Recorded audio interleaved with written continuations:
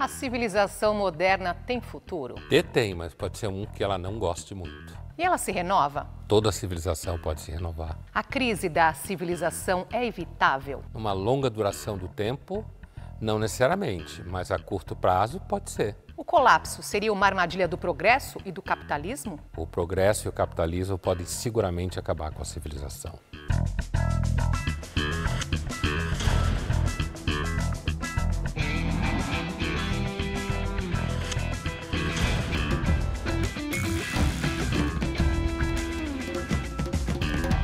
Olá, estamos começando mais um Linhas Cruzadas e hoje nós vamos conversar sobre o conceito de civilização e crise civilizatória.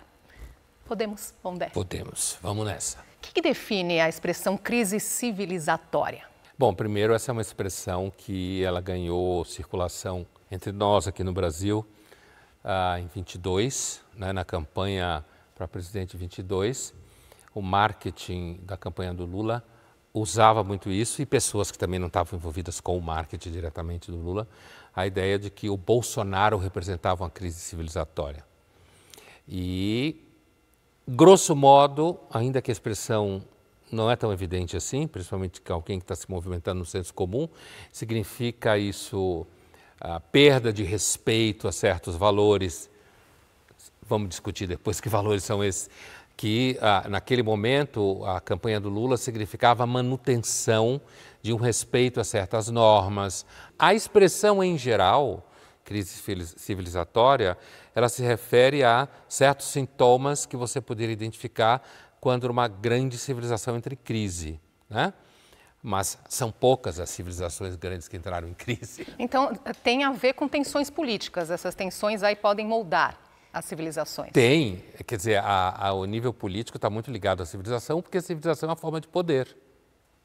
Para o bem e para o mal, não estou entrando numa de dizer que poder é sempre mal, mas o que eu quero dizer é que civilização ela depende de uma certa ordem, organização, e isso sempre depende de alguma forma de poder, logo tem a ver com política. E você citou aí, no caso, Lula e Bolsonaro, a gente logo lembra da questão da polarização. Sim. Então isso pode levar a um colapso civilizacional? Então, essa, aliás, é um dos medos que se tem com relação à polarização. Essa discussão ela é super contemporânea e me parece que ela vai continuar contemporânea durante alguns anos, que é a ideia de que a polarização rompe certos... Tem livros que discutem isso não é uma impressão. Que a polarização ela pode romper certos acordos básicos de convívio e criar um estranhamento e um ódio tão grande entre os grupos que você, por exemplo, perca a capacidade de conviver no ambiente de trabalho com pessoas que de repente votaram em A e você votou em menos A. Quer dizer, olhar para si e não olhar para o coletivo. Então, nesse sentido, a falta de um sentimento de coletividade leva a uma crise? Porque é um sentimento de falta de coletividade, porque eu vou interpretar que só é a boa coletividade, aquela coletividade que eu considero boa coletividade, né? Então, eu posso até estar preocupado com um certo grau de coletividade, mas eu parto do pressuposto de que aquele grupo tem que estar fora dessa coletividade. Isso é a polarização. Então, os bolsonaristas, eu estou usando esse exemplo, que foi da onde a expressão ganhou muita circulação no Brasil em 22, não usavam a expressão, mas poderiam entender que certos postulados à esquerda criavam uma coletividade que não interessa a quem está do lado da direita, e vice-versa. Mas o que será que os políticos pensam sobre a crise civilizacional? Vamos ver o que a Janina Pascoal, vereadora do PP por São Paulo, e Juliano Medeiros, historiador e cientista político, dizem sobre o tema e como isso tem afetado a sociedade. Acho que existe uma crise de múltiplas dimensões, uma crise que reúne dimensões econômicas, um modelo econômico que já não consegue manter os mesmos níveis de ganho, de lucratividade, de crescimento econômico. Nós temos uma crise dos instrumentos de representação política, nós temos uma crise socioambiental gravíssima, onde a desigualdade e a crise climática se encontram. A gente pode dar a isso o nome de crise civilizacional. Talvez a esquerda enxergue que nós estejamos numa crise, porque durante muitos anos eles tiveram o monopólio do discurso. Então, durante muitos anos, né, dentro das universidades, na própria imprensa, na classe artística, não havia divergência. Ou melhor, havia, mas os divergentes não tinham nenhum espaço de manifestação. Quando as pessoas começam a se levantar e eles começam a perceber, né, que eles não têm o domínio do debate, eles se apavoram, eles veem uma grande crise, eles veem uma extrema-direita, eles veem o fascismo, precisa ser cerceado, precisa ser limitado, censurado, entendeu? Então eu vejo assim que eles precisam compreender que existe pluralidade nesse país. A pluralidade que eles tanto alardearam, mas que na verdade eles só aceitam quando se concorda com eles. E é assim que a esquerda, em geral, tem visto essa crise civilizacional como uma crise do capitalismo. A sua incapacidade de garantir democracia, de garantir um sistema político que realmente represente as maiorias, de garantir uma relação equilibrada com o meio ambiente, de entregar aquelas promessas que o capitalismo fez na aurora do século XX, que foi um capitalismo competitivo, inclusivo, garantidor de direitos. Nada disso hoje a gente consegue ter na maior parte dos países capitalistas do mundo afora.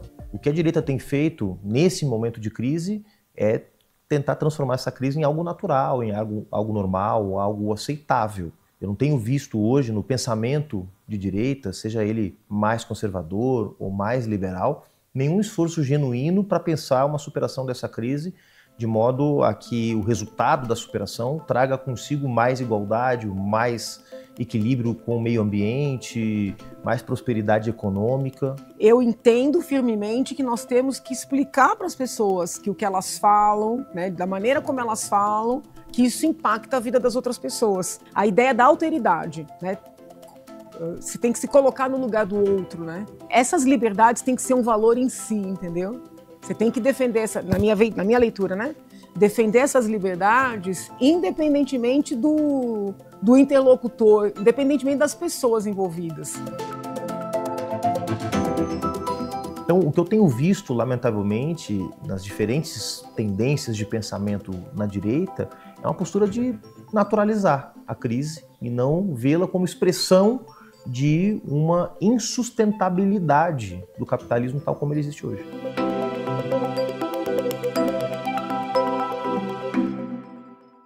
Belo diálogo, apesar que não era um diálogo, né?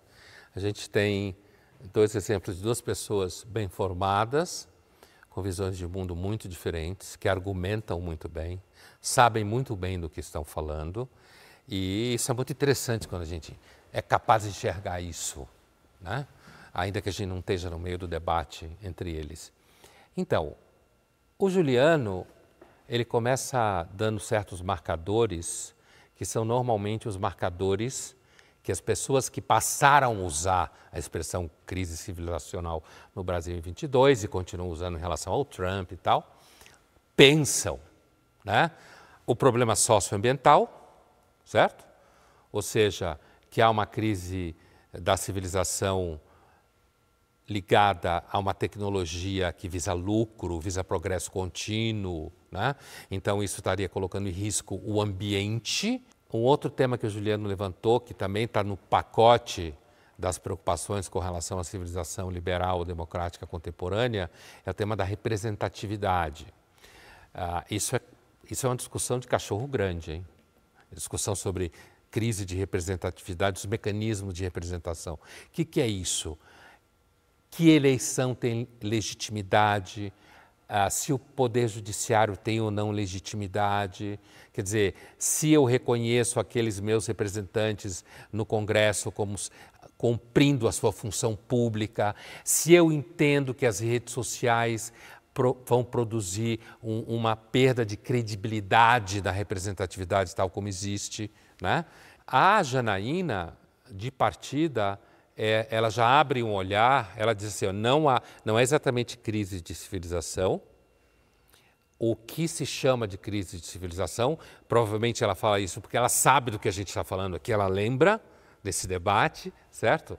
O que existe é, na realidade, um mal-estar no Brasil com a esquerda, que sempre dominou o debate público, foi majoritária na imprensa, nas universidades, e ela começa a se sentir mal com o fato que começam a aparecer pessoas que sempre estiveram aí, mas não tinham representação de comunicação, começam a falar pelas redes sociais e se organizar e começam a mostrar uma outra cara do país. Então, a Janaína, ela já parte de uma crítica à noção de crise da civilização, tal como foi usada pela esquerda. Em uma entrevista para a revista Época, em 2014, o sociólogo e filósofo Zygmunt Bauman disse que os impactos da globalização levaram a uma transformação profunda da civilização.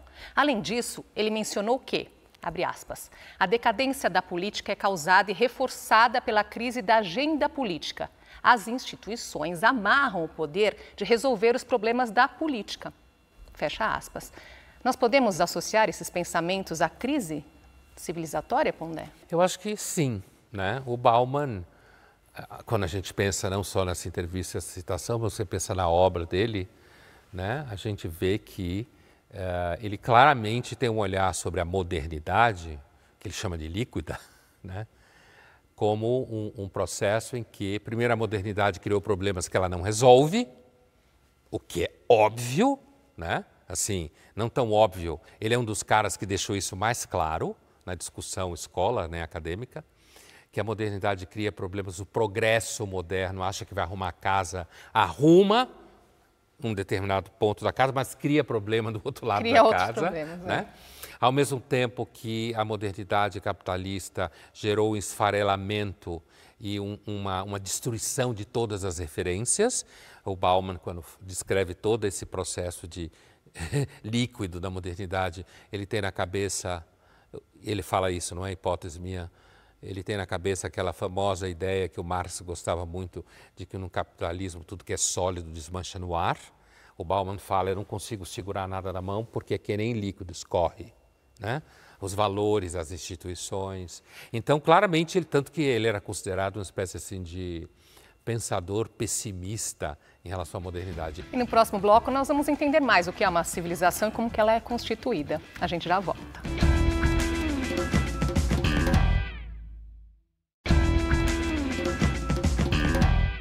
Estamos de volta e hoje discutindo os conceitos que moldam uma civilização. Você já parou para pensar no que realmente significa ser civilizado? Vamos ver o que as pessoas dizem. Uma pessoa civilizada é alguém que entende os seus privilégios, mas as suas responsabilidades enquanto membro de uma sociedade. É uma pessoa que consegue dividir o espaço público com outras pessoas. Olhando de uma forma social, acredito que seja uma pessoa com conhecimento. De forma comportamental, acredito que uma pessoa pacífica, equilibrada, que busque o equilíbrio, saiba escutar diversas opiniões e formas diferentes e manter imparcial perante a tudo isso. Uma pessoa civilizada nada mais é do que uma pessoa que tem empatia, que se põe no lugar do próximo, né? Que enquadra o respeito, que se põe no lugar do outro, que respeita o ir e vir de outras pessoas. Lo más importante dentro de mi perspectiva como mexicano es que las personas puedan ser generosas, que no sean personas agresivas, que puedan hablar tranquilamente y que puedan acoger fácilmente a los extranjeros. Uma pessoa civilizada é uma pessoa educada, uma pessoa cumpridora dos suas obrigações, dos seus deveres, uma pessoa que respeita o próximo, que age de acordo com o que a sua sociedade espera dele. Em alguns momentos que a gente escutava o povo fala, né, a opinião deles, eu tinha a impressão que a definição era civilizado é um cristão democrático, né? Alguém que tem empatia, apareceu umas 2 ou 3 vezes, alguém que tem uma empatia, alguém que respeita a opinião do outro. Ah, se todo mundo pensasse assim, hein? Alguém que é capaz de ouvir todas as opiniões, quer dizer, claro que essa pessoa não existe, né? Eu brinquei com a coisa do cristão, mas eu quis dizer essa ideia de amor e empatia como um marcador de civilização, se colocar no lugar do outro, né? E a ideia de civilização é só democrática.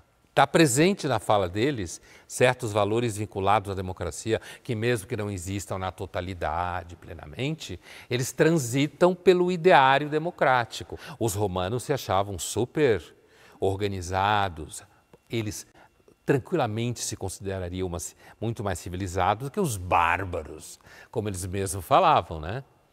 E não tinha democracia. Essa ideia da evolução, da ideia de que aí as pessoas se tornam mais civilizadas, né, com o decorrer do tempo. Então, essa é uma ideia típica moderna, né? Faz parte da civilização moderna, que tem no seu, como a gente já vinha falando antes, tem no seu cerne da civilização moderna, capitalista, ou mesmo quando existiu a comunista, né? Tecnológica, revolução industrial, democracia, está no cerne dessa civilização moderna a noção de progresso, que ela inclusive olha para trás e se vê como progresso, né?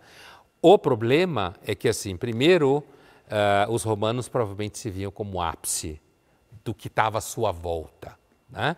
E depois a gente não tem essa noção de que a humanidade, a civilização vai avançando. Primeiro, as civilizações não são necessariamente iguais. A globalização, não só capitalista, quanto da comunicação, nos faz ter, às vezes a gente perde o fôlego, porque quando pensa em civilização, quer pensar na civilização global, planetária. As civilizações sempre foram múltiplas e entraram em choque uma com as outras. Tá? E depois, essa civilização que existe hoje pode acabar amanhã. Se a gente pega escravidão, por exemplo, como marcador, em Roma tinha escravo, hoje a gente não tem, está melhor, né?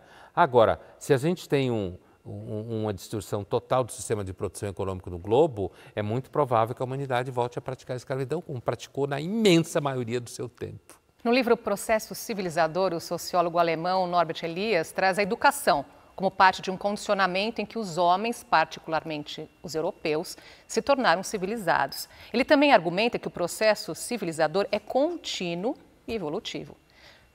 Como aplicar esse pensamento nos dias de hoje? Então, primeiro a gente tem que dar um passinho para trás e assim, quando os europeus, os franceses especificamente, que são as referências mais antigas, começam a usar lá pelo 18º século a expressão civilizado, os franceses tinham na cabeça uma pessoa que sabia, por exemplo, comer à mesa, que para o Norbert Elias vai ser sinal de civilização, do processo civilizador. Essa pessoa sabia ter hábitos de higiene, certo?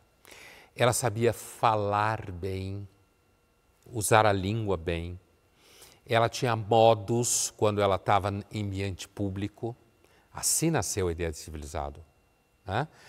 Então, a palavra civilizado veio antes da palavra civilização e ela significava justamente esse conjunto de características que o Norbert Elias vai associar ao processo civilizador dentro da Europa. E que é um processo que, quando você olha da Idade Média para cá, como ele faz, por exemplo, você vai aumentando o mecanismo de repressão. Por isso, inclusive, ele é, de certa forma, devedor ao conceito de mal-estar na civilização do Freud, como ele mesmo sabe. A civilização reprime, gera mal-estar, mas organiza. E não tem nada além disso. O Elias entende que o processo civilizador na Europa é um processo que organiza o cotidiano ao redor do que eu falava antes. Higiene, modo de comer, modo de se comportar. E não a ideia de que a civilização nasce com alguém num quarto sonhando com o mundo perfeito. Agora, trazendo um contraponto a Elias, não é? O cientista político Samuel Phillips Huntington, em seu livro Choque das Civilizações, escreveu que a civilização é uma entidade estática e que as identidades culturais moldam as dinâmicas de poder. Então, essa ideia também explica o conflito entre as civilizações? Que eu falava no começo, em algum momento, né? Então, Huntington, esse livro dele é famoso, foi um artigo que depois virou um livro, Conflito de Civilizações, né? Mas a ideia dele era a seguinte, a humanidade ela tem núcleos de civilização que estão ligados à produção cultural, e o que ele entendia é que no século XXI, ele estava falando olhando para o século XXI, que no século XXI você não teria propriamente conflitos ideológicos ou conflitos econômicos, mas você teria principalmente conflitos de hábitos culturais. Então, quem vê as guerras culturais acontecendo hoje, né, já há algum tempo, reconhece essa ideia. Então, Huntington entendia que você então teria conflitos entre uma civilização ocidental, liberal-democrática, secularizada, com civilizações, por exemplo, teocráticas, ou civilizações que não se moviam ao redor da noção de liberdade individual, de voto, de governo democrático. Então você teria um choque de civilizações projetado para o século XXI, né? A gente tem capacidade de avaliar um pouco, e o Huntington foi muito recuperado nesse sentido, de que, de fato, hoje ocorrem muitos conflitos de ordem cultural e civilizador, né? Ordem civilizatória. Então, é isso que ele queria dizer. As civilizações entram em conflito e no século XXI esses conflitos vão ser definitivos. Para representar esse tema de guerra, poder e desenvolvimento da civilização, nós vamos assistir agora um trecho do filme Napoleão, de 2023, estrelado pelo ator Joaquim Fênix.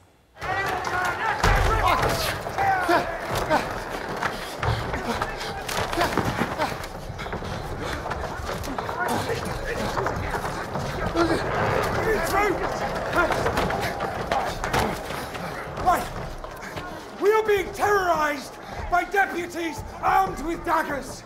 And these madmen have outlawed themselves in their attempt on the liberty of this country. They're trying to kill me! They're trying to kill him!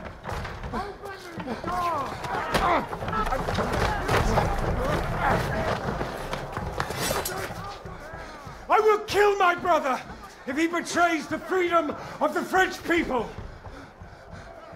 Get it!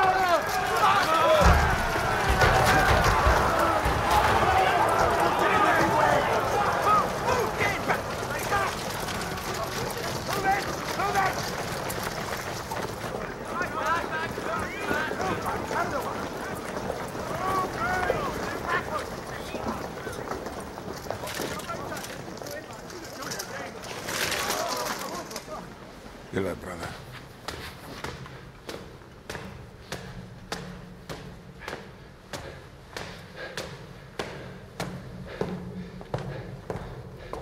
Stand aside.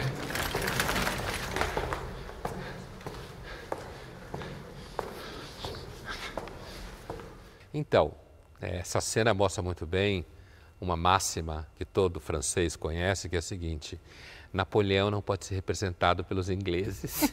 Nenhuma Nunca, chance de nunca. dar certo. Você vê esse filme, né?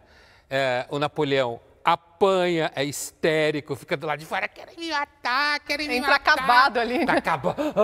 Acabado. Né? Então, você vê o Napoleão humilhado, que é normalmente como os ingleses veem o Napoleão. Né? Porque a França e a Inglaterra, elas têm uma disputa, hoje menos, né? Mas ainda assim essa disputa aparece como uma piada. Então, essa cena aqui, ela revela, para além dessa brincadeira sobre ingleses e franceses disputam quem teria sido o berço da civilização moderna. Que é uma disputa que eu acho besta, porque na realidade são os dois. A Inglaterra e a França, de formas diferentes, são o berço da civilização moderna, que depois vai ser realizada de forma mais imediata nos Estados Unidos, né? E aí, esse momento, que é o momento, passou o momento dos jacobinos, né? E é o momento que o Napoleão vai começar a dominar a França e virar o imperador Napoleão. E o Napoleão se via como alguém que estava criando uma civilização. A civilização nascente da Revolução Francesa. Quando a civilização tem um começo, meio e fim, ou é possível que ela se perpetue indefinidamente? É claro que se a gente falar, por exemplo, civilização chinesa, né? É uma das civilizações mais importantes que existe hoje e que tem uma continuidade, apesar de com crises internas ao longo de, grosso modo, 5.000 anos, uma conta redonda, a gente pode dizer que a civilização chinesa tem sido uma civilização bastante perene. Portanto, até agora parece ser a civilização que mais durou, por isso estou falando da China. E muita gente acha que esses 5.000 anos, grosso modo, que a China tem, é inclusive importante no governo chinês hoje, no sentido que os chineses têm menos pressa, certo? Eles não são adolescentes que nem a modernidade, que quer controlar tudo e mandar em tudo. Não, os chineses, como eles existem há muito tempo, numa continuidade bastante razoável de identidade, Portanto, eles sabem usar o tempo melhor. Então, civilização tem começo, meio e fim. Tem sido assim, egípcia, a própria romana, a grega clássica que a gente conhece, porque a Grécia de hoje não tem nada a ver com aquela Grécia antiga, a civilização inca, a asteca, certo? Tiveram começo, meio e fim pelas mais variadas razões. Então não dá para dizer que uma civilização pode durar para sempre. Até agora os chineses me parece que estão com a bola de ouro na mão nesse assunto. Venceram nesse assunto? Estão top nesse assunto, porque estão durando, isso que eu quero dizer, né? E no próximo bloco a gente continua nessa conversa, os conceitos que moldam uma civilização. Não saia daí.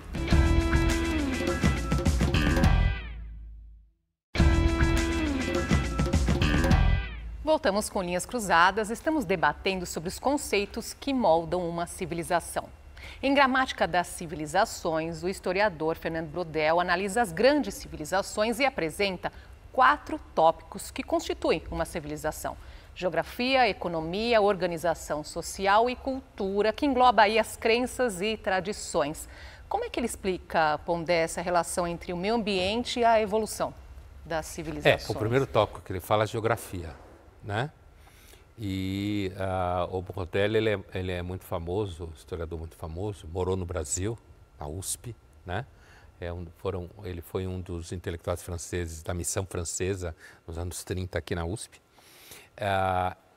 A geografia e, portanto, o meio ambiente envolvido na geografia, para o Brodel, é fundamental para definir uma certa civilização, um modo de civilização. Por exemplo, no caso da obra dele especificamente, enquanto especialista, porque a discussão dele, por exemplo, de civilizações, ou a famosa categorização dele de tempos históricos, com conceito de longa duração, que é super importante, né, na teoria da história, ele está discutindo teoria da história. Mas enquanto pesquisador, ele se dedicou muito à civilização mediterrânea, certo? Que é uma civilização que vai, grosso modo, da Espanha ao Oriente Médio. Israel, Líbano, Turquia, Egito, Norte da África, Itália, né? E nesse sentido, nesse livro, ele chega a afirmar em algum momento que, olhada em longa duração, a civilização mediterrânea se confunde com o próprio mar.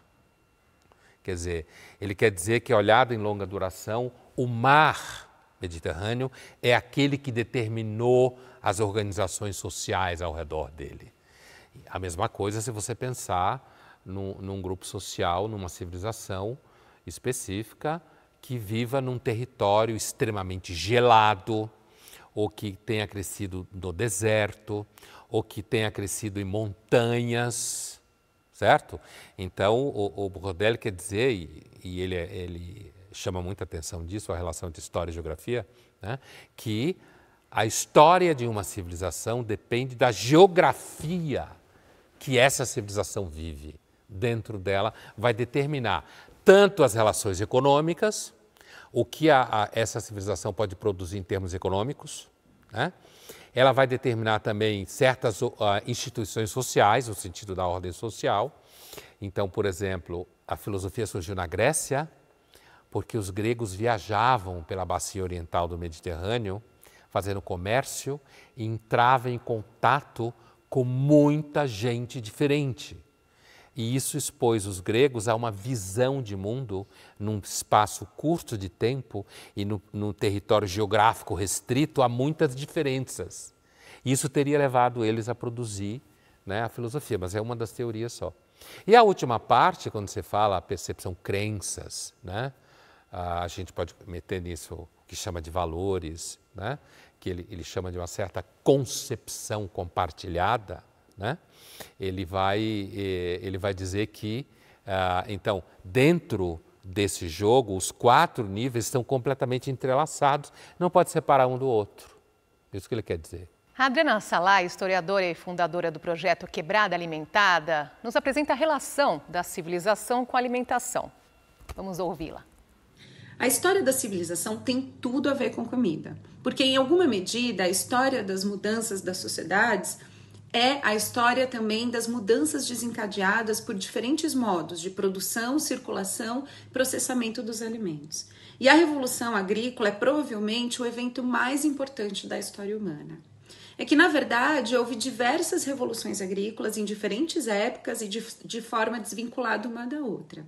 E também é importante dizer que não foi um evento, mas um longo processo gradual, em que as pessoas fizeram a mudança do modo de vida nômade, de caça e coleta, para o modo de vida agrícola e sedentário. E esse processo permitiu o surgimento da civilização. Se a gente olhar o primeiro lugar que passou pela Revolução Agrícola, a região chamada de Crescente Fértil, e que hoje abrange o Iraque, a Síria, o leste da Turquia, o Líbano e Israel, há cerca de 10 mil anos, mais ou menos, a gente vê que essa região conjugou uma série de fatores para que esse processo acontecesse, como ter plantas e animais facilmente domesticáveis, como cabras, ovelhas e vacas, que ofereciam carne, leite, queijo, tração e adubo. Também a domesticação de plantas, como o trigo, que se tornou essencial para a civilização que surgiu nessa região. Sem o trigo, essa civilização, como a gente conhece hoje, nunca teria se desenvolvido no Crescente Fértil. Mas também em diversos outros lugares. A gente pode pensar o arroz na Ásia, o milho na Mesoamérica, a batata e a quinoa na América do Sul, o sorgo na África, todos alimentos básicos que permitiram que a população crescesse. E com esse crescimento populacional e o sedentarismo, houve também a possibilidade de organização hierarquizada da sociedade e uma divisão mais especializada das tarefas, que são duas importantes marcas da civilização. É assim, é interessante porque ela passa por quase todos os marcadores do Brodel, né? Ela entrelaça eles, como devem ser mesmo utilizados, acompanhando a história da comida, digamos assim, que na realidade é a história do processo, a passagem. Ela fala uma coisa que, para quem estuda pré-história, é muito claro, de que a grande revolução até hoje não foi a Revolução Industrial, foi a Revolução Agrícola, né? Quando a espécie parou de ser caçador-coletor e começou a fincar residência, digamos assim, e graças àquele tipo de geografia que tinha naquele ambiente, tipo de terra, tipo de clima, certo? Inclusive no sentido de distante de outras regiões, desenvolveu certas culturas no sentido agrícola que foram fundamentais para a alimentação, né? E aí ela vai acompanhando, ela fala do Crescente Fértil famoso da Turquia, Israel, passando pelo Iraque, Líbano, Síria, uma série de regiões no Oriente Médio, que foi fundamental, inclusive, porque ela vai no detalhe, né? O animal, a cabra, era importante para dar leite, para fazer carne e tração, ou seja, para fazer tração em determinadas coisas, fazer força para movimentar certas coisas e tal. Então ela mostra muito bem, inclusive no final da fala dela, quando ela chega na ordem social. Parou a agricultura, sedentarizou, e aí os grupos tiveram que começar a decidir quem é dono do quê, quem pode fazer isso e aquilo lá, certo? A hierarquia social é dono, mais dono, menos dono, certo?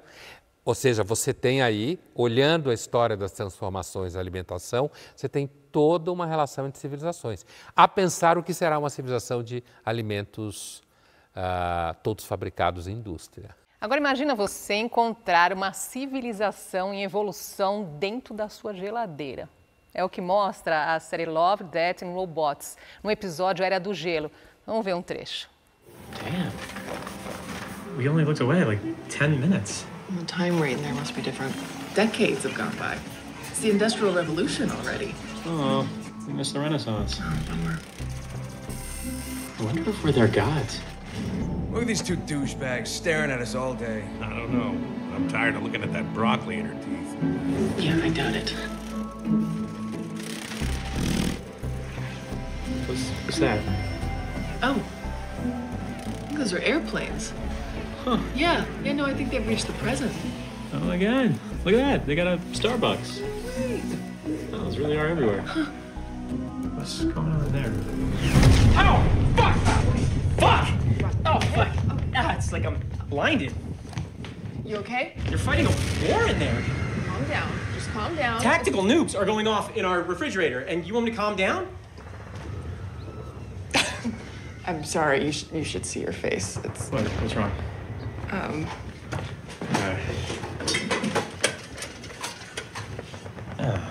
Yeah.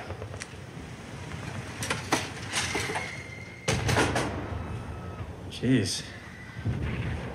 Looks like it's escalating. You can't expect them to outgrow war in a couple minutes. So what are we gonna do? Order up a pizza. Sábia ela. Vamos pedir uma pizza. É melhor pedir uma pizza. Todo mundo, tudo terminou em pizza. Bom, essa cena é muito louca, né? Dá até a impressão que eles tomaram droga para ver dentro de uma geladeira, que, aliás, tem um design bem estranho, antigo, né? É. Essa geladeira. O processo de avanço técnico que vai chegar, tem a cara, sei lá, de Nova York num dado momento, né? E até parece uma metáfora dos americanos olhando para o mundo à volta e dizendo: olha, eles têm carro, né? Olha, eles têm avião, né? Dos americanos que normalmente olham muito para o próprio umbigo. E, ao mesmo tempo, você tem o olhar para o futuro, né? Que vai chegar no momento que eles começam a se matar. Então, o casal fica olhando: pô, eles vão se matar e tal. Na realidade, é uma reflexão sobre nós, né? E ela, no final, quando ele falou: o que a gente vai fazer? Ela disse: vamos pedir uma pizza.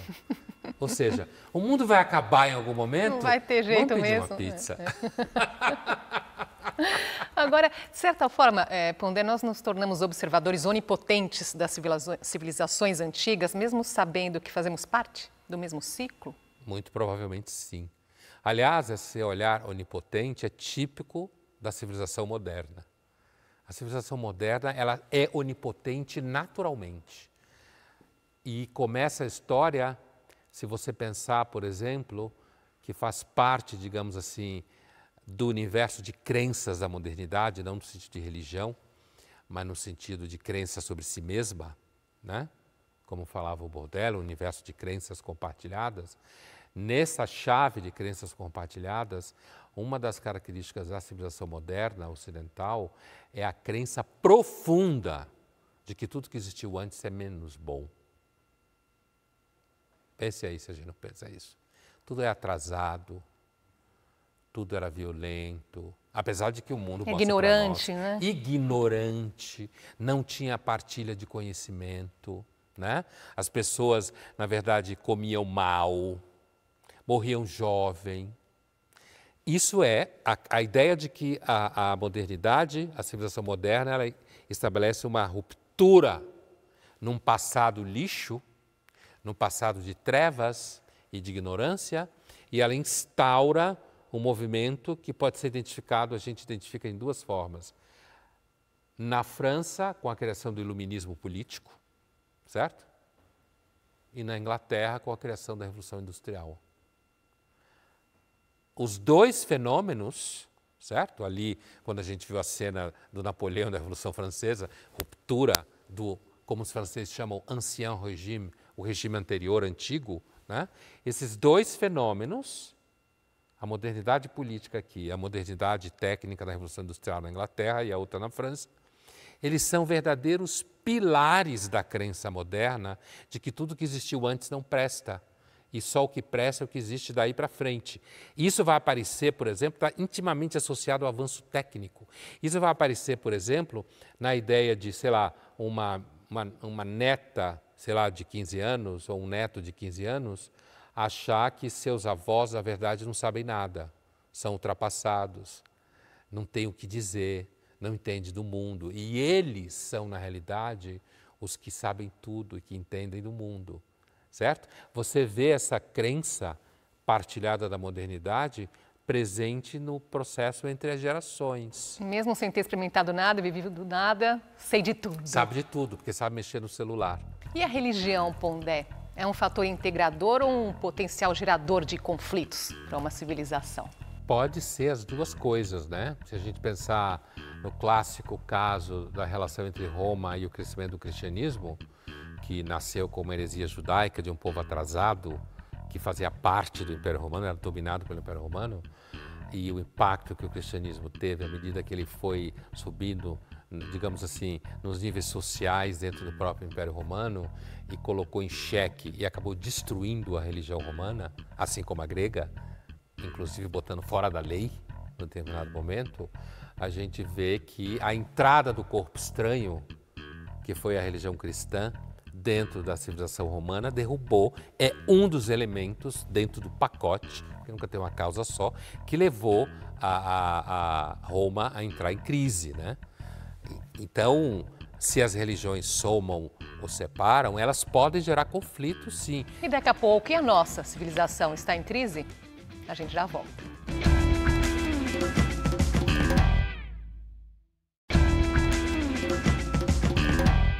Voltamos a apresentar Linhas Cruzadas. Depois de entendermos um pouco como se constitui uma civilização, precisamos refletir se realmente existe colapso das civilizações modernas. E aí, onde a nossa civilização está em crise?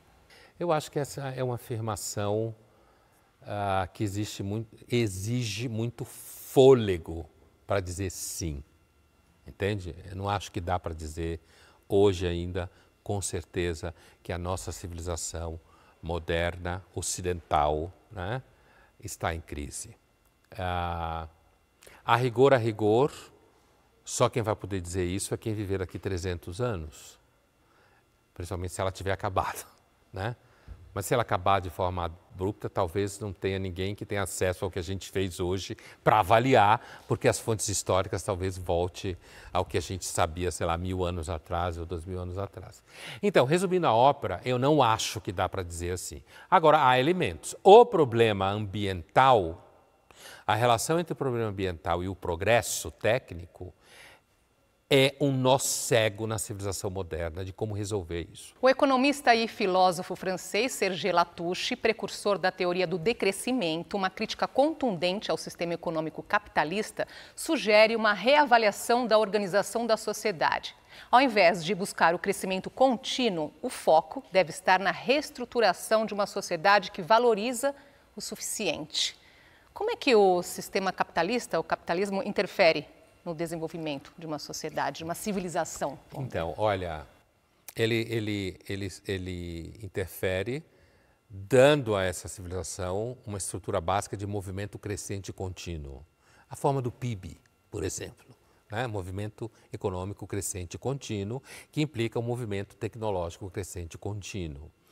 A ideia do Latouche, que é uma ideia que eu conheço tanto, é assim, eu sou, digamos assim, no plano teórico, eu acho a ideia dele muito boa. Eu acho que eu não tenho nenhuma dúvida de que esse crescimento acumulativo, né, deveria ser, de alguma forma, reavaliado como sendo a melhor forma de viver, que é o que ele propõe. Daí a história do decrescimento.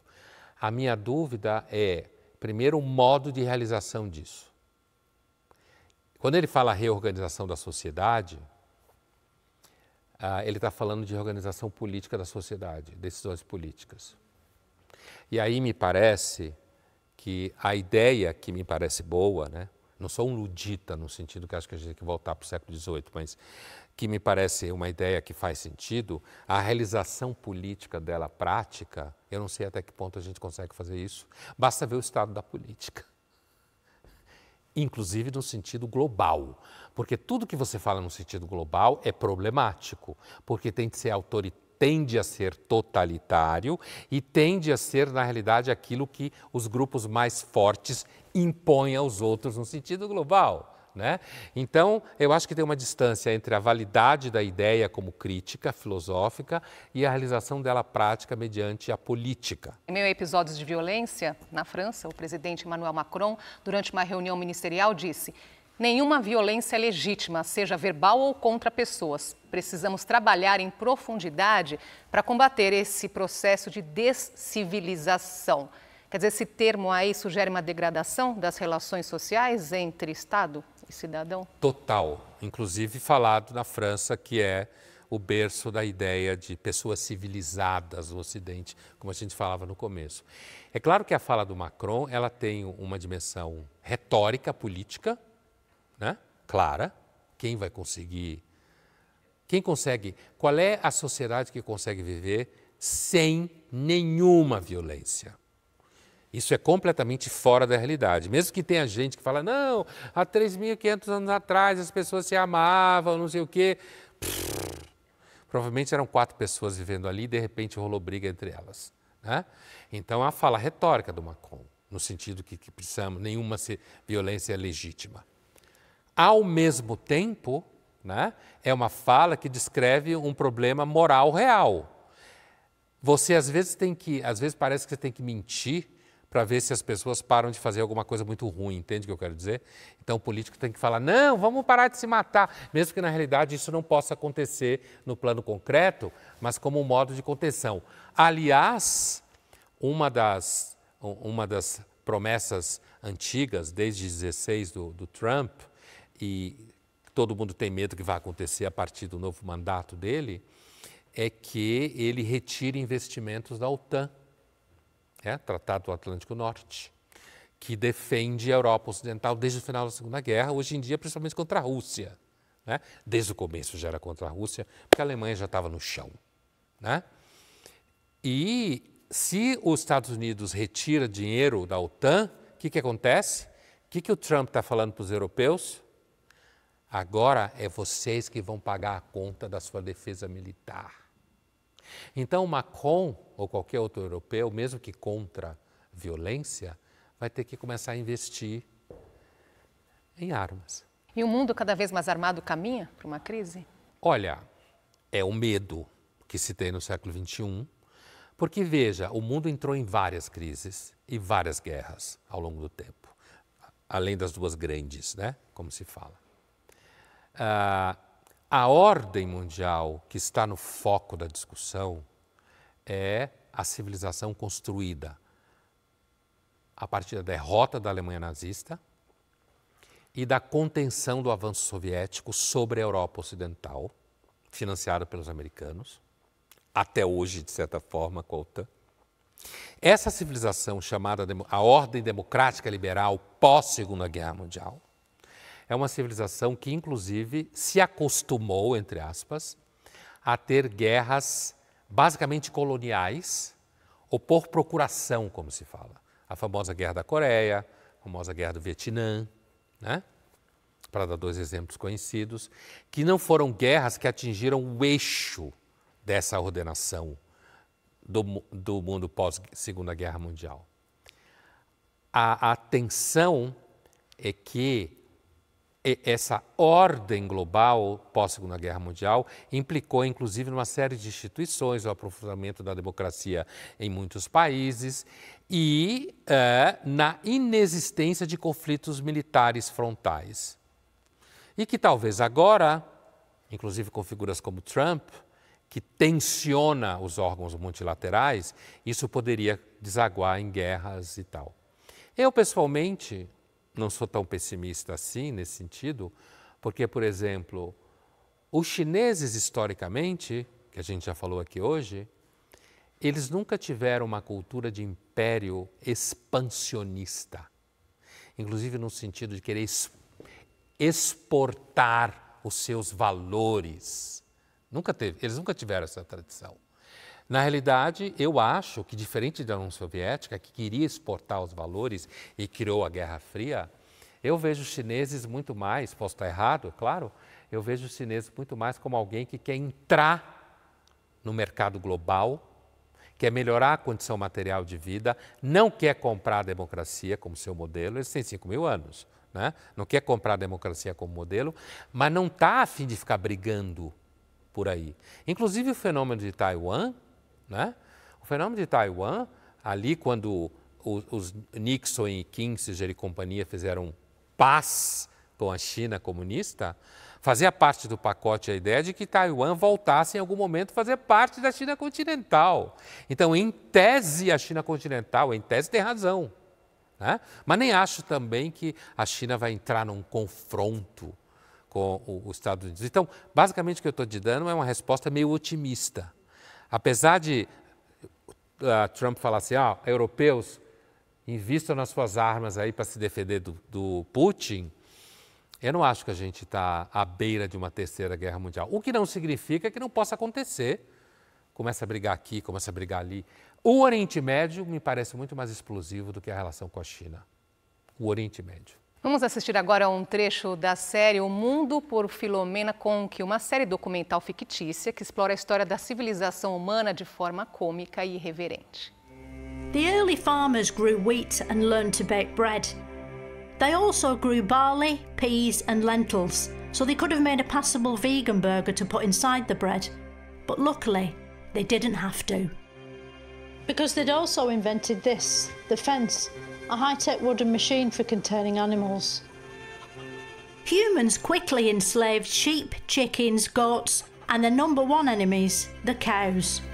Farms became a lot like zoos, except of course in a zoo you can't pick out an animal you like the look of and kill it and eat it, unless perhaps the zoo itself is struggling financially and the owner's lost all hope. Humans turned animals they couldn't eat or ride into pets, if they were pretty enough. Early man domesticated dogs for companionship, and cats for whatever we have cats for. This was the first time in history life could be described as cosy. People lived in proper houses, which soon grew to become cities. It's hard to believe I'm walking through the ruins of the first ever city, because I'm not. That's in Iraq, which is miles away, and fucking dangerous. But the remains of it look pretty much like this, so you'd never know I wasn't actually there if I wasn't telling you now by accident. Today it's just a dismal load of bricks and dust. But if you use a modern computer to simulate what it used to look like, the results are nothing short of breathtaking. Civilization had begun. Who invented civilization? Civilization wasn't something that was invented or something that started abruptly. We talk about civilization once humans started agriculture, once they started building cities and creating laws. That was something that happened gradually in different parts of the world rather than just being invented suddenly. Yeah, so it wasn't just one man who wanted to remain anonymous. No. Because that would be something we shouldn't go along with if it was. Do you mean we shouldn't go along? If it's one man who wants to remain anonymous, there's something a bit shifty about that, isn't there? Se ele quis ficar anônimo é porque tinha alguma coisa maliciosa na história, né? Essa é a ideia. Você está procurando seus ancestrais europeus, porque você sabe que você tem, mas você não acha nenhuma documentação da imigração ou que eles foram, é melhor ficar quieto, né? Porque eles esconderam por alguma razão, né? É melhor não mexer nisso, né? Não mexe nesse... Fica sem o passaporte europeu mesmo. Não mexe que você pode sofrer. Bom, a hipótese dela, a gente vê claramente que ela está sendo irônica em relação à civilização. Tem um foco nesse trecho, especificamente do tratamento dos animais, né? Eu, como dizia há pouco, em relação à tese do Latouche, eu tenho lá minhas simpatias por ideias como essa, né? De desconfiança, mas, ao mesmo tempo, é muito difícil pensar tudo o que ela faz em audiovisual e a vida que ela tem, inclusive sendo mulher, produzindo essas coisas, sem pensar na civilização que aconteceu, né? Muito difícil. E a conclusão que a gente poderia tirar desse olhar duvidoso com relação à espécie humana, ou é aquela ideia do Harari, do historiador israelense, que o auge da humanidade foi no Alto Paleolítico, e de lá para cá só deu errado, principalmente na Revolução Agrícola, que o acadêmico, o professor ali, se refere como o momento do nascimento da civilização, ou que a gente chegaria à conclusão que o planeta Terra ficaria muito melhor sem o Homo sapiens, como muita gente acha por aí. Quem está a fim de pagar essa conta? Talvez ficasse mesmo, né? Então, às vezes a gente tem simpatia por ideias, mas acorda, olha para o lado e pensa, tá ruim. Vamos pedir uma pizza? E a gente fica por aqui. Obrigada pela sua companhia. Até a próxima semana.